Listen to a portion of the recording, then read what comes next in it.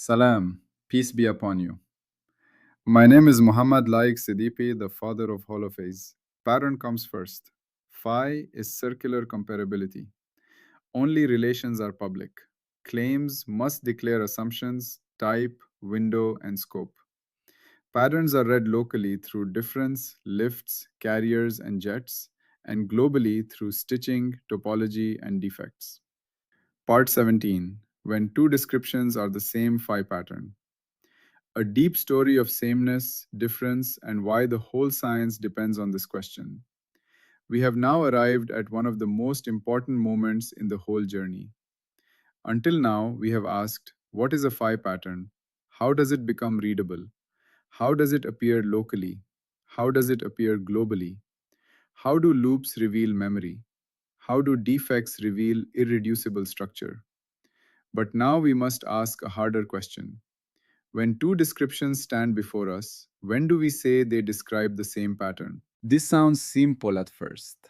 In ordinary life, we say things like, that is the same song, or that is the same person, or that is the same city I visited years ago. But if we slow down and really think, we discover something strange. The song may be played in a different key. The person may have aged. The city may have grown, changed roads, changed buildings, changed population, and yet we still say the same. So, sameness is not simple sameness of appearance. Sameness is not exact pixel by pixel repetition.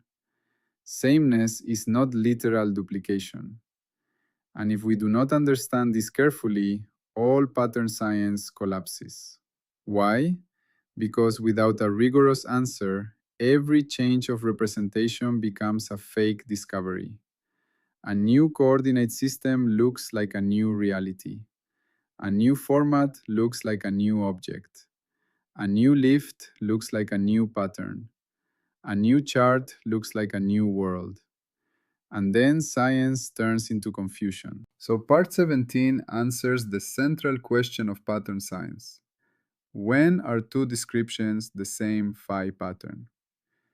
This is not a side question. It is the question that makes comparison possible.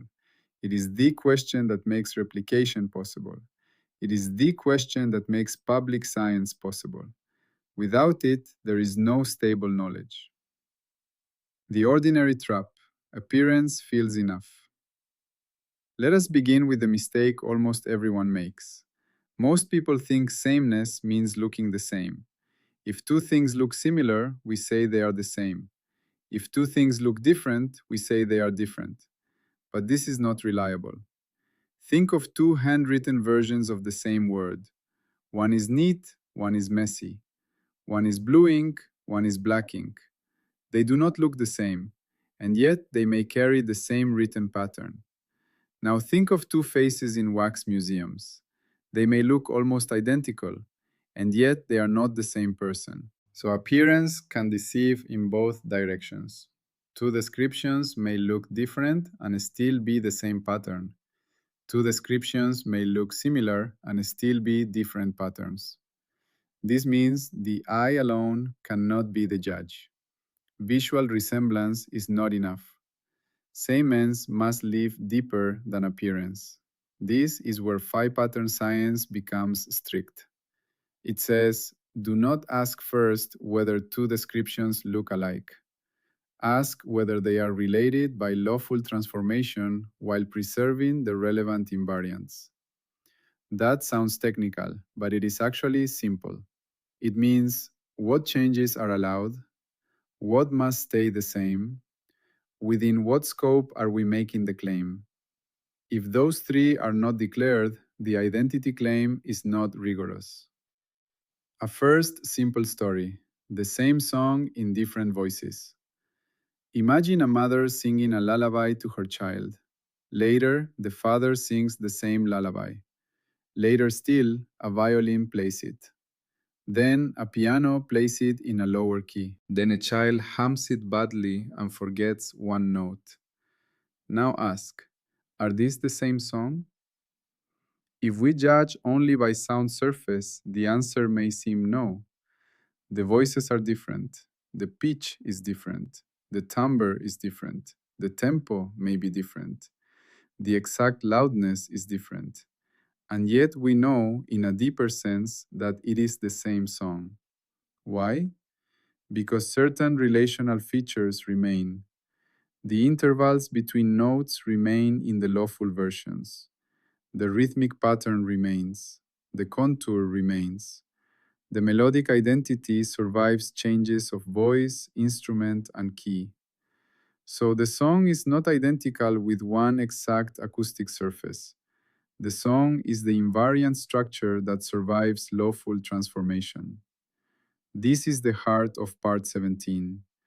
Two descriptions are the same phi pattern if and only if they are related by a declared lawful equivalence that preserves the relevant invariance within the declared scope.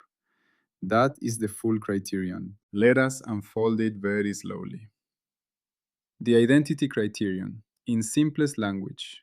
Two descriptions are the same pattern when three things are true. First, there is a lawful way to move from one description to the other. Not a random way, not a hidden way, not a private guess, a declared lawful way. Second, the important invariants remain unchanged in that transformation. Not everything must remain unchanged. If everything remained unchanged, there would be no difference between descriptions. What must remain unchanged are the relevant structural features for the claim. Third, the scope of the sameness claim must be declared. Same in what sense? Same for which purpose? Same under which tolerance? Same according to which invariance? Without scope, sameness becomes vague. With scope, it becomes rigorous. So let us say it again in plain language. Two descriptions are the same phi pattern when they can be lawfully transformed into one another without losing the structural features that matter for the declared claim. That is the central answer. Why this is the central question of all pattern science? Suppose you do not have this criterion. Then the same pattern described in two different charts may be falsely treated as two different realities. The same defect represented with two different branch cut choices may be counted twice.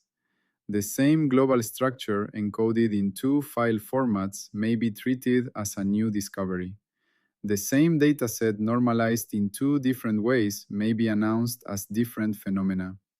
Without identity discipline, representation drift becomes fake ontology. That is why this question is central. It decides whether science accumulates knowledge or merely accumulates formats. It decides whether translation preserves truth or destroys it. It decides whether independent teams are confirming one another or merely speaking past one another. It decides whether you have discovered something new or merely renamed something old. In short, identity is the bridge between representation and reality. Why lawful transformation matters? Let us now focus on the phrase lawful transformation. Not every transformation is allowed. If I take a map of London and randomly tear out half the streets, I have not produced an equivalent description. If I transpose a song into a new key, that may be lawful. If I reverse the order of all notes, that is no longer the same melody under ordinary musical equivalence. If I blur an image so heavily that all structure is lost, I have not preserved the pattern. So, lawful transformation means a declared transformation class that the framework allows for that claim. Examples of lawful representational variation include gauge shift, lift choice, chart choice, static coordinate choice, static encoding change, static format change, static declared canonicalization pathway. What all these have in common is this: they may change the appearance of the description, but they do not change the relevant invariant structure. This is why the transformation must be declared. If it is hidden, the claim is corrupted. If it is unlawful, the claim fails. If it is lawful and declared, we can evaluate it. A second simple story, the same mountain from different sides. Imagine a mountain. One person photographs it from the east at sunrise. Another photographs it from the west at sunset. A third draws it as a line sketch. A fourth makes a topographic contour map. A fifth records its elevation profile along a hiking trail. Now ask, are these the same mountain? At the level of raw appearance, the descriptions are very different. The colors differ, the shadows differ, the visible slopes differ, the formats differ entirely. But through lawful transformations and declared scope, they may still refer to the same mountain pattern. The topographic map preserves elevation structure. The contour drawing preserves relational shape. The photograph preserves visible surface structure from one side. The hiking profile preserves one-dimensional height variation along a path. These are not identical descriptions, but under declared relations, they may be descriptions of the same underlying pattern. Notice something important here. They are the same mountain only under a scope that declares what counts as invariant. If the claim is same visible image, then no, they are not the same. If the claim is same mountain topology under viewpoint change, then yes, they may be. If the claim is same lighting pattern, then no. If the claim is same terrain structure, then yes. So sameness is not absolute in the vague everyday sense. It is rigorous only when scope is declared. Identity is not appearance. Identity is invariant relation. This sentence should now be locked into the foundation. Pattern identity is not appearance. Pattern identity is invariant relation under lawful transformation. This means sameness is never merely a surface judgment. It is a structured verdict. When we say two descriptions are the same pattern, we are really saying, I declare the allowed transformations. I declare the relevant invariants. I declare the scope. Under those declarations, the two descriptions preserve the same pattern structure. This is much stronger than they look the same. It is also much more honest. The many lawful ways one pattern can appear. A single phi pattern can appear in many forms. It can appear in one gauge or another. It can appear in one lift or another. It can appear in one chart or another. It can appear in one coordinate frame or another. It can appear in one encoding or another. It can appear in one file format or another. Later, it may appear in one canonical form or another. All these are legitimate variations provided the invariant structure is preserved. This is not a weakness of the science. It is one of its deepest strengths. Reality does not need to appear in one single costume for us to know it. The same pattern can survive many costumes. Pattern science becomes powerful precisely when it can distinguish costume from structure. A third story, the same river and the scope of sameness. Now let us go deeper, because this is where many people get confused. Think of a river. A river today is not made of the same water as yesterday. Its banks may shift. Its width may change with seasons. Its flow may speed up or slow down. Its ecosystem may evolve. So, is it the same river? In one sense, yes. In another sense, no. If your invariants are exact water molecules, then it is not the same. If your invariants are geographic continuity and basin structure, then it may be the same. If your invariants are legal naming and cultural recognition, then it may still be the same.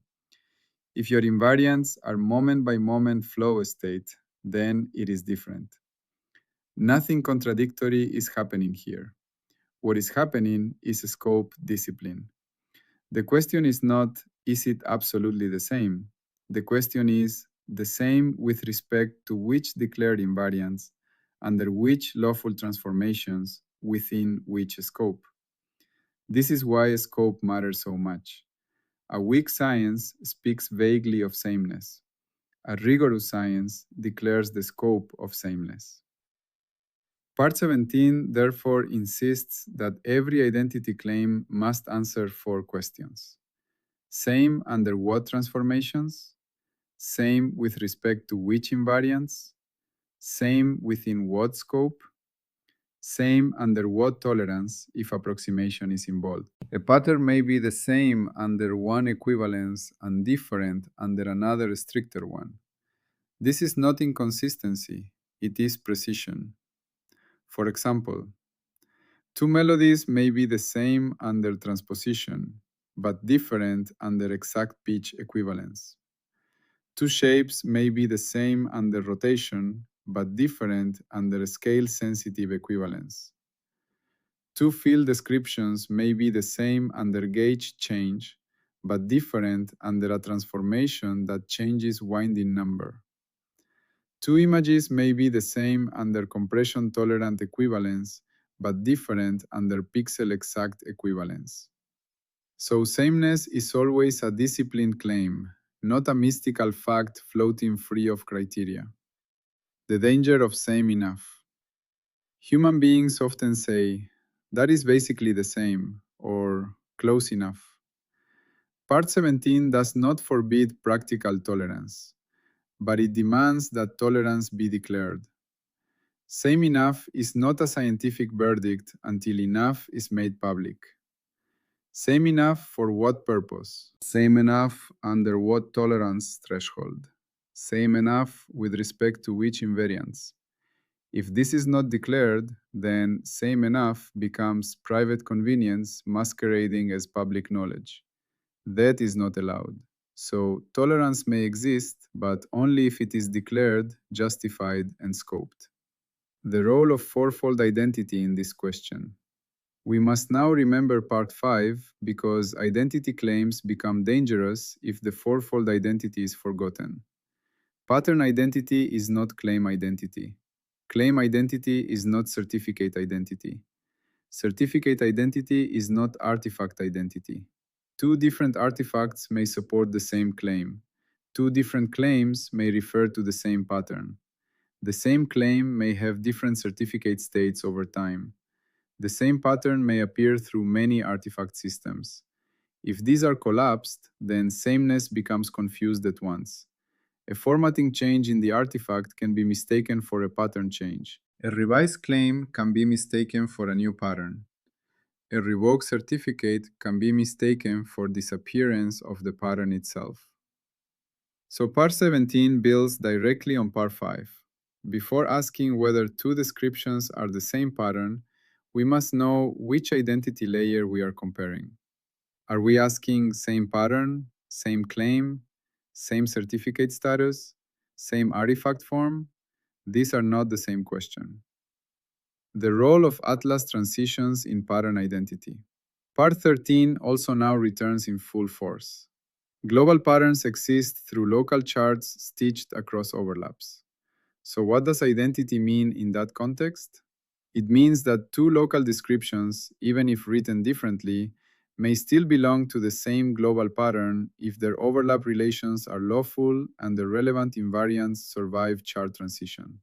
This is crucial, because sometimes two charts look different simply because they are different local views. That difference alone tells you nothing. What matters is whether they agree lawfully in their overlap. So global identity is never merely local similarity. It is lawful compatibility across transitions. This is another reason the identity question is central. It is the principle that prevents chart difference from becoming fake multiplicity. A helpful way to think about this is to imagine not one description, but a family of descriptions. All descriptions related by lawful equivalence and preserving the declared invariants belong to the same equivalence class. That equivalence class is the pattern for that declared scope. So the pattern is not one single representation. It is the invariant unity across all lawful representations. This is a profound shift. It means reality in its public form is not tied to one privileged description. What is real is what survives lawful change of description.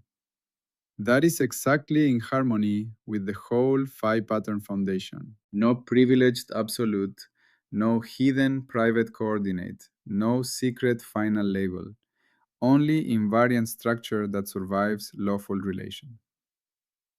A fourth story. The same story in two languages. Imagine a story told in English and then translated into Arabic. The words are different. The sounds are different. The grammar is different. The script is different. Are they the same story? Not word for word, not sentence by sentence, not sound by sound.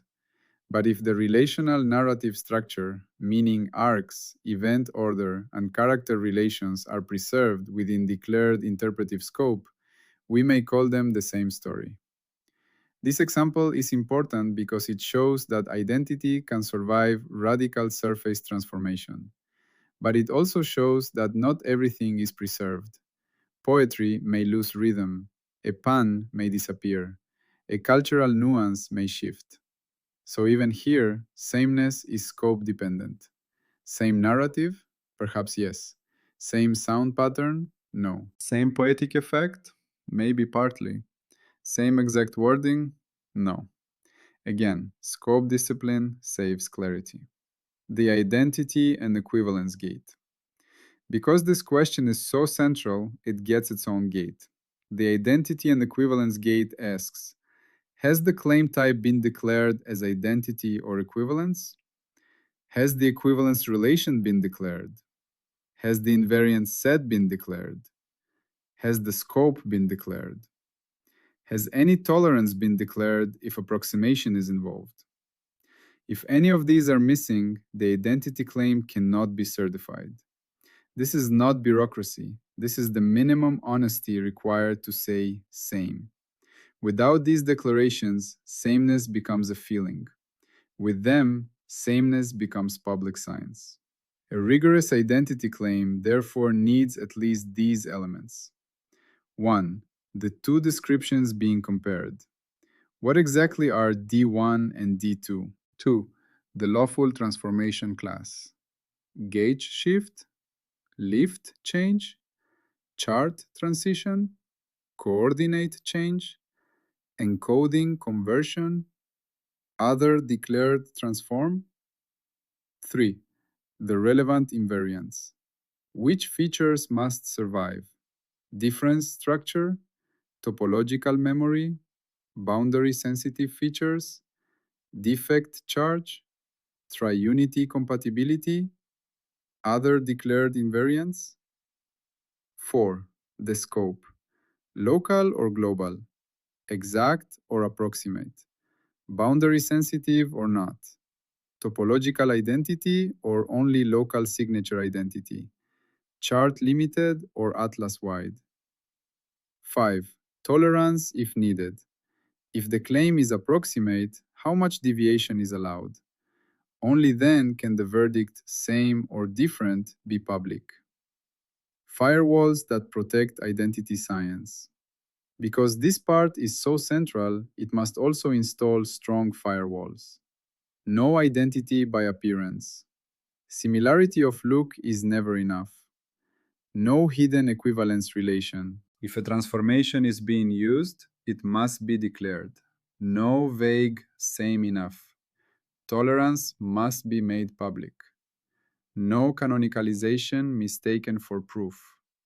A standard form may help comparison, but the proof of identity lies in declared invariants, not in the mere fact that two files look alike after normalization.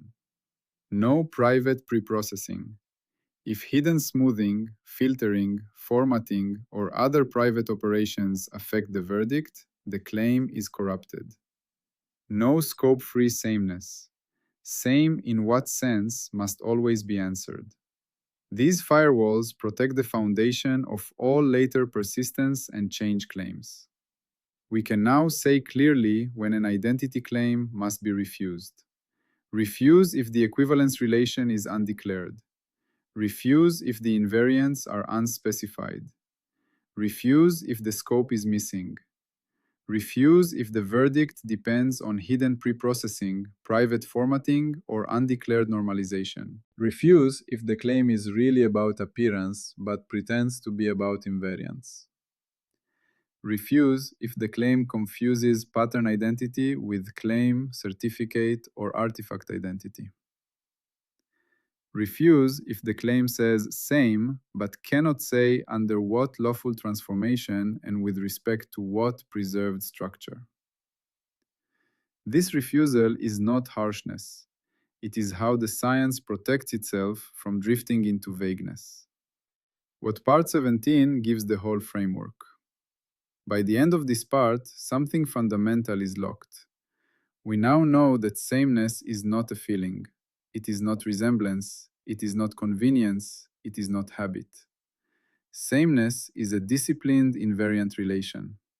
This gives the framework: a rigorous identity criterion, an explicit equivalence structure, a stable bridge from representation to pattern, the foundation for canonicalization, the foundation for persistence, the foundation for change without confusion. Without this part, all later parts would float. With this part, they can stand. Why this matters beyond formal science? This question is not only scientific, it is human. When you ask whether you are the same person you were 10 years ago, you are asking an identity question. When two communities debate whether a tradition remains the same after reform, they are asking an identity question. When lovers ask whether their relationship is still the same love, they are asking an identity question. And in all these cases, confusion comes from hidden invariants and undeclared scope. Same body, same values, same memory thread, same legal identity, same emotional bond, same story, same function. Human life is full of identity claims. Most of them are vague. Part 17 teaches a deeper honesty. State what must remain, state what may change, state the scope of the claim. That does not make life colder, it makes it clearer. The handoff to Part 18. Now that we know in principle when two descriptions are the same pattern, public science needs something more practical. It needs stable comparison pathways across observers, teams, tools, and time. In other words, it needs methods for bringing different descriptions into publicly comparable form. That is the work of canonicalization. Canonicalization does not create identity. It does not decide truth. It does not replace invariant reasoning. It simply helps us compare descriptions in disciplined public ways.